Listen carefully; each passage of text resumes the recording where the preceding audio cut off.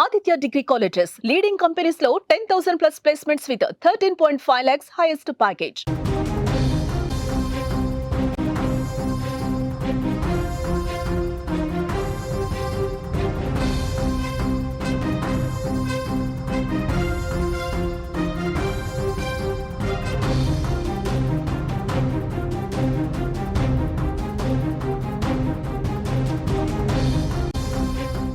మరో breaking news చూస్తున్నాం. వైష్ణవిని ఎక్కడ హత్య చేశారు?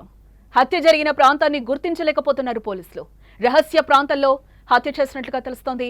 కేసును తప్పుదోవ పట్టించేందుకు పలు ప్రదేశాల్లో వైష్ణవి వస్తువులు పడేసినట్లుగా కూడా అనుమానాలు వ్యక్తమవుతున్నాయి. మృతదేహాన్ని దుప్పట్లో చుట్టి తరలించినట్లుగా తెలుస్తోంది. దుప్పటి చుట్టూ కేసు తిరుగుతున్నట్లుగా కూడా మనకి సమాచారం అందుతోంది.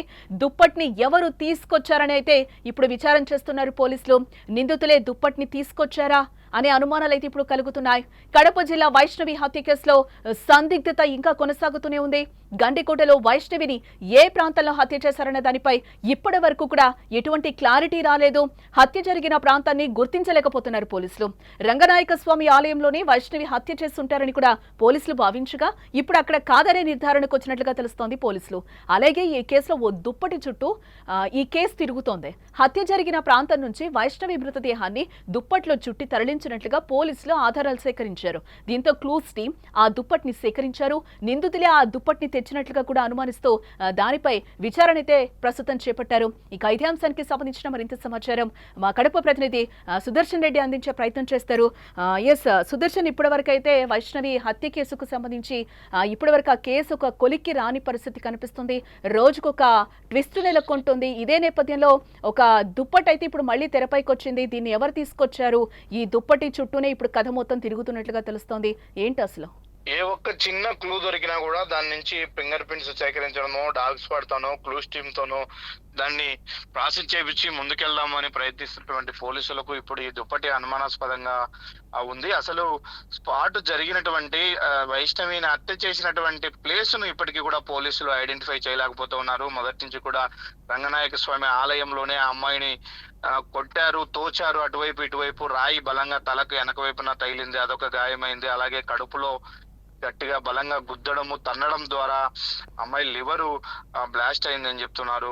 అందువల్లే వైష్ణవి మృతి చెందింది. ఆ సంఘటన అంతా కూడా, ఆ గొడవ, ఆ దాడి అంతా కూడా రంగనాయక స్వామి ఆలయం లోపలే జరిగింది అని పోలీసులు అనుమానిస్తూ వచ్చారు. అక్కడ చేసిన తర్వాత అక్కడి నుంచి తీసుకెళ్లి వెనక వైపున మృతదేహాన్ని ఒక ముళ్ళ పొదల్లో దాచిపెట్టారు అని భావించారు. కాకపోతే ఇప్పుడు అక్కడ ఒక్క క్లూ కూడా ఇన్ని రోజులుగా దొరకకపోవడంతో అసలు ఇక్కడ క్రైమ్ జరిగి ఉండకపోవచ్చు. అమ్మాయి మీద దాడి అంటే హత్య చేసింది ఈ ప్లేస్ కాదు అనే ఒక నిర్ధారణకు అయితే పోలీసులు వస్తున్నారు. మరి ఎక్కడ చేశారు అంటే చుట్టుపక్కల కూడా టెంపుల్ తో పాటు చుట్టుపక్కల అన్నిట్లో కూడా వారం నుంచి జల్లెడ పడుతూ ఉన్నారు. ఎక్కడ ఎలాంటి క్లూ దొరకట్లేదు.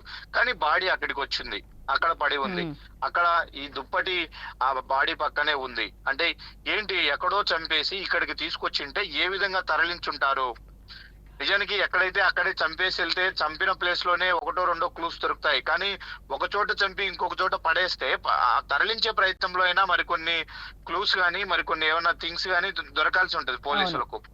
ఏ విధంగా తీసుకొచ్చారనేది అంటే వేరే చోట నుంచి తెచ్చి వేయడంలోనే ఎక్కువగా నిందితులు చిక్కిపోతూ ఉంటారు, దొరుకుతూ ఉంటారు చాలా చోట్ల. అలాగే ఇప్పుడు అక్కడికి బాడీని తీసుకొచ్చి పడేశారు అంటే ఎక్కడ ఈ అమ్మాయి పైన దాడి చేసి ఎక్కడ చంపేసి ఉంటారు, ఎక్కడి నుంచి తీసుకొచ్చారు? అయితే తీసుకొచ్చే ప్రయత్నంలో ఆ అమ్మాయిని డైరెక్ట్ ముట్టుకుంటే వాళ్ళ ఫింగర్ ప్రింట్స్ అమ్మాయి డెడ్ బాడీ మీద పడ్డం కానీ ఇవన్నీ జరుగుతాయన్న కోణంలోనే ఒక దుప్పట్లో బాడీని చుట్టుకొని వచ్చి అక్కడ పడేశారు, అక్కడ పెట్టారు అని పోలీసులు అనుమానిస్తూ ఉన్నారు. ఇప్పుడు ఆ దుప్పటి ఎక్కడి నుంచి వచ్చింది, ఏంది, నిందితులే తెచ్చి అక్కడి నుంచి పడేశారా, లేకపోతే ఆ అమ్మాయికి అంటే ఒంటి పైన బట్టలు లేవు కాబట్టి పొద్దున్నే పొద్దుటూరు ఎస్ఐ తో పాటు కొండయ్యతో పాటు ఎస్ఐ టీము సెర్చ్ చేస్తున్న ప్రయత్నంలో కొండయ్య బాడీని చూపించే ప్రయత్నంలో అమ్మాయి వివస్థగా ఉండడంతో వెంటనే ఒక దుప్పటి పక్కనే ఉన్నటువంటి గ్రామస్తుల నుంచి ఇప్పించుకొని కప్పారు అని మరో వర్షన్ వినిపిస్తుంది. కాకపోతే ఏం జరిగిందనే విషయం పోలీసులు నిర్ధారించట్లేదు. ఇప్పుడు అదే దుప్పట్లో చుట్టుకొని పోస్ట్ మార్టం ఆసుపత్రికి కూడా ఆ బాడీని తీసుకెళ్ళినటువంటి పరిస్థితి. కాబట్టి ఎంతో కొంత క్లూస్ ఆ రోజు బాడీ దొరికినప్పుడు బాడీ చుట్టూ ఉన్నటువంటి ప్రాంతంలో ఎంతో కొంత క్లూస్ అయితే పోలీసులకు దొరికాయి. కానీ ఇప్పుడు అక్కడ ఏమీ లేవు. కానీ ఏమీ దొరకట్లేదని ఆ రోజు నుంచి కూడా చెప్తూ ఉన్నారు. ఇప్పటికి ఎలాంటి పురోగతి కేసులో కనిపించట్లేదు.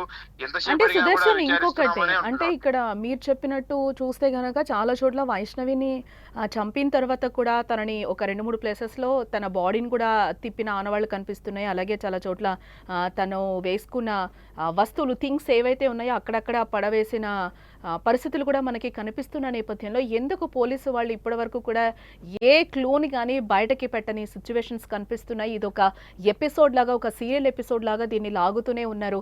ఎందుకు పక్కాగా ఇప్పటి వరకు కూడా, ఈ డే వరకు, టిల్ టైం వరకు కూడా పక్కా ఎవిడెన్స్ దొరకలేదా పోలీసు వాళ్ళకి?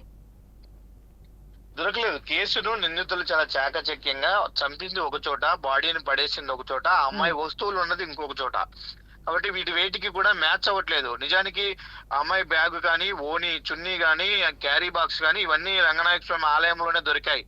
అంటే వచ్చారు, చూశారు, ఆ అమ్మాయిని గుర్తించిన వెంటనే ఆవేశంగా అమ్మాయి పైన దాడి చేశారు, చంపేసి ఆ అమ్మాయి బాడీని వెనుక వైపు తీసుకెళ్లి పడేసి ఉంటారు అనుకున్నారు. కానీ చాకచక్యంగా, తెలివిగా హంతకులు పోలీసుల విచారణను, పోలీసులను దారి మళ్లించడం కోసమే పూర్తిగా అవి ఎక్కడి నుంచో తెచ్చి అక్కడొకటి పడేశారు, అనుమానం కలిగే విధంగా ఇక్కడే సీన్ జరిగిందన్నట్టు.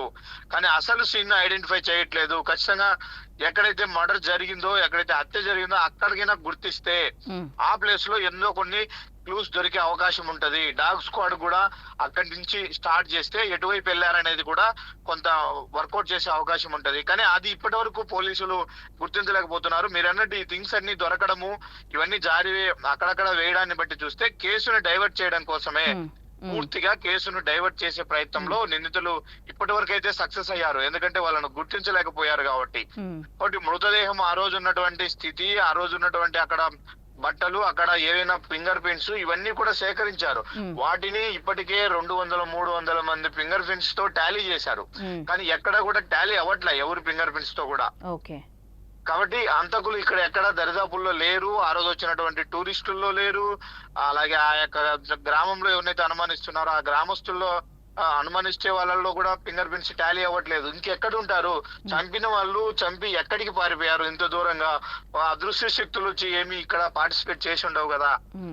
అంటే సుదర్శన్ ఇంకొక పాయింట్ అంటే రంగనాయక స్వామి ఆలయం వద్ద వైష్ణవి హత్య జరగలేదు అని ఈ రోజు పోలీసులు ఒక నిర్ధారణకు వచ్చారా? అంటే చాలా థింగ్స్ కూడా ఒక్క చోట దొరకలేదు, చాలా ప్లేసెస్ లో వైష్ణవి థింగ్స్ అన్ని దొరికిన నేపథ్యంలో మరి పోలీసులు ఒక నిర్ధారణకు వచ్చారా ఏంటి? ఇక్కడ జరగలేదు అనే నిర్ధారణకు అయితే వచ్చారు. కానీ ఎక్కడ జరుగుతుందనే ప్లేస్ ను మాత్రం ఇంతవరకు ఐడెంటిఫై చేయలేకపోతున్నారు. ఆ ప్లేస్ ను ఐడెంటిఫై చేస్తే కొంతలో కొంత కేసులో పురోగతి కనిపించే అవకాశాలు అయితే కనిపిస్తూ ఉన్నాయి. Okay, right Sudarshan. ఇది మొత్తంగా మనం చూస్తే కడప జిల్లా వైష్ణవి హత్య కేసులో సందిగ్ధత ఇంకా కొనసాగుతుందని చెప్పొచ్చు. గండికోటలో వైష్ణవిని ఏ ప్రాంతంలో హత్య చేశారన్న దానిపై ఇప్పటి వరకైతే క్లారిటీ రాలేదు. బట్ రంగనాయక స్వామి వద్ద, ఆలయం వద్ద మాత్రం వైష్ణవి హత్య జరగలేదు అనేది ఈ రోజైతే పోలీసులు ఒక నిర్ధారణకు వచ్చారు. బట్ ఎక్కడో వైష్ణవిని హత్య చేసి ఇక్కడ పడేశారు అనే ఆనవాళ్ళైతే దొరుకుతున్నాయి, కానీ పక్కా ప్రూఫ్లు కానీ ఎలాంటివి దొరకలేదు అని చెప్పి కూడా పోలీసులు చెప్తున్నారు. అదే నేపథ్యంలో చాలా వరకు వైష్ణవి వేసుకున్న థింగ్స్ కావచ్చు, కొన్ని ఇయర్ రింగ్స్ ఇట్లాంటివి కూడా చాలా చోట్ల అక్కడక్కడ పడి ఉన్నాయి అనేది కూడా తెలుస్తోంది. బట్ అక్కడక్కడ పడి ఉండడం వల్ల కూడా పోలీసులు ఒక నిర్ధారణకి రాలేకపోతున్నారు. బట్ రంగనాయక స్వామి ఆలయం వద్ద అయితే వైష్ణవి హత్య జరగలేదు అనేది అయితే ఇప్పటి వరకు ఒక క్లారిటీ వచ్చింది. ఎక్కడ చంపారు అనేది ఇప్పుడు పోలీసులకు ఒక పెద్ద తలనొప్పిగా మారింది. ఇంటరాగేషన్ ఇంకా చేయాల్సి ఉంది అని కూడా పోలీసులు చెప్తున్నారు. అలాగే ఈ కేసులో ఓ దుప్పటి చుట్టూ కూడా ఇప్పుడు కథ మొత్తం తిరుగుతోంది. హత్య జరిగిన ప్రాంతం నుంచి వైష్ణవి మృతదేహాన్ని దుప్పట్లో చుట్టి తరలించినట్లుగా పోలీసులు ఆధారాలు సేకరించారు. దీంతో క్లూస్ టీమ్ ఆ దుప్పటిని కూడా సేకరించడం జరిగింది. ఇదే నేపథ్యంలో ఇంకో వర్షన్ కూడా వినిపిస్తున్నారు పోలీసులు. అప్పుడు వివస్త్రగా బట్టలు లేకుండా వైష్ణవి పడి ఉంది కాబట్టి ఆ నేపథ్యంలో అక్కడ ఏమైనా గ్రామస్తుల దగ్గర ఆ దుప్పటి తీసుకొని తన చుట్టూ చుట్టారా అనే అనుమానాలు కూడా ఇప్పుడు వ్యక్తమవుతున్నాయి. నిందితులే ఆ దుప్పటి తెచ్చినట్టుగా కూడా అనుమానిస్తూ దానిపై కూడా పోలీసులు విచారణ చేస్తున్నామని చెప్తున్నారు.